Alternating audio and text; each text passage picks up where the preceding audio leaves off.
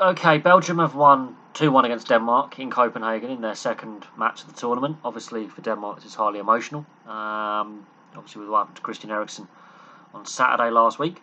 And on the 10-minute mark, both sides stopped to have a moment of reflection with Christian Eriksen. A round of applause goes out around the stadium, and then the game continued. Talking about the game, defensively, I'm not sold on Belgium. We know what they are going forwards. You've got Eden Hazard, Torgan Hazard, De Bruyne, Lukaku. They have Mertens. They've got some great players going forward. Defensively, not sold on them at all. The first goal of the match goes to Denmark after just 2 minutes of play, and they're trying to pass it out from the back. And it's a misplaced pass. They're overplaying. They get caught out, and Poulsen is there to slot home after just 2 minutes of play. And basically they were second best in the first half. Belgium was second best in the first half. I think Martinez got his team selection wrong. I know Eden Hazard has not been fully fit. Obviously De Bruyne's had that facial injury in the Champions League final.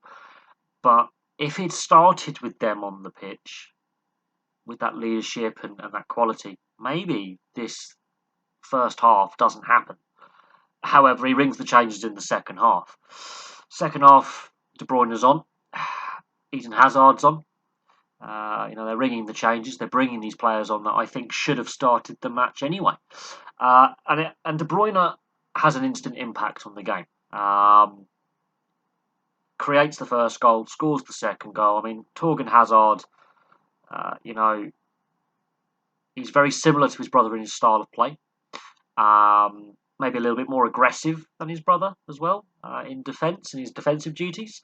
And that is brilliant build-up play with Lukaku and De Bruyne. De Bruyne, his fake shot, his fake to shoot and his dummy takes 3 defenders out of the game so he can just square it to Torgan Hazard for a simple tap-in. That is a brilliant piece of skill and vision not to take the shot. He could have taken the shot and he probably could have scored as well. But his vision to see that there's a free player in the box, his movement, his dummy, it just takes 3 players out. And he made, decent defenders like Kjaer and Christensen look like amateurs.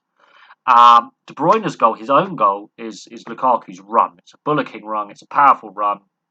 Driving forward, creates the space, and De Bruyne was there to hammer home a brilliantly worked goal. Passing and movement in that goal was brilliant as well. And the run by Lukaku with the ball, running at defenders, challenging them, making them go, tackle me or force me out wide.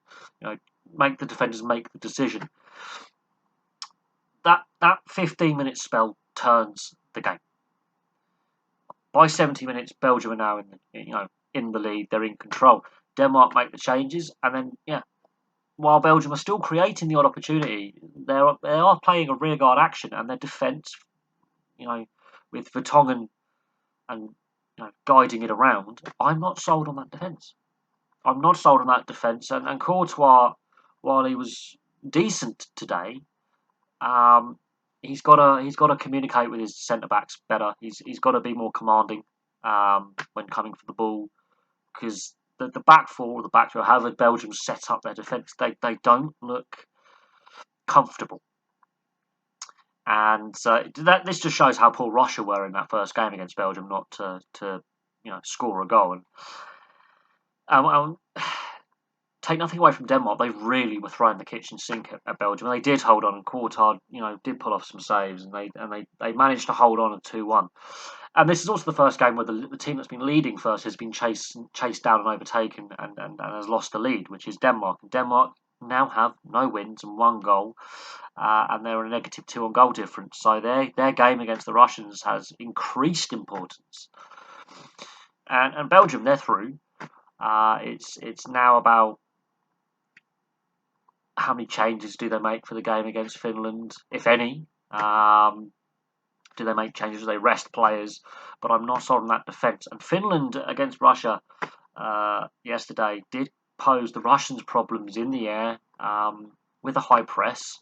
Now, they're not the highest quality team, but if Belgium ring the changes and Finland sneak a win, which is hypothetical, or a draw, and Russia lose to Denmark, it really opens this group wide open. So Denmark, all hope is not lost, but they need a very positive result against the Russians and hope that the Finns lose heavily against Belgium But I can see Martinez rotating a lot of players like he did at the World Cup 3 years ago.